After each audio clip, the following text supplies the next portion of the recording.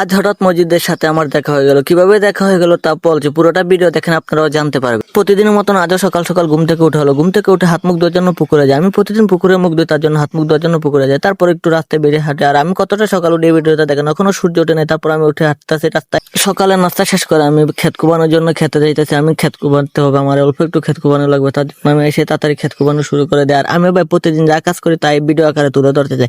কতটুকু পারি জানি না, কিন্তু চেষ্টা করে যাবো প্রতিদিনই। তারপর আমি গোসল করে এসে দুপুরে খাওয়া দাওয়া শুরু করে দেয়। দেখতে দেখতে আমার দুপুরে খাওয়া দাওয়া কমপ্লিট হয়ে গেছে। বিকালের দিকে বাসার থেকে বের হই, তালিবাড়ি গাড়ি পেয়ে একটু বাপসাপ নিতেছি। গাড়ির আয়না থেকে বাপসাপ নিয়ে দেখতেছি কোনো মেয়েকে নিয়ে কাজ খায়, দেখি কোনো মেয়ে কাজ খায় না। তারপর আমি মসজিদকে নিয়ে বিকালবেলা হাঁটতে বের হলাম। কি করে দেখা হলো তা বলছে এখন। মসজিদ আর কালকে রাতকে এসেছে বিদেশ থেকে, তার জন্য আজকে সকাল থেকে ওর সাথে ছিলাম। বিকালবেলা একটু হাঁটতে বের হলাম ওকে। এদিক দিয়ে মসজিদ তার সাথে দীর্ঘ 7-8 মাস পর ওদের সাথে দেখা হয়েছে। এর আগে দেখা হয়েছে আর বাট এর মধ্যে আর দেখা হয় না, তার জন্য ভালো লাগতেছে আজকে, খুশি খুশি লাগতেছে মসজিদ।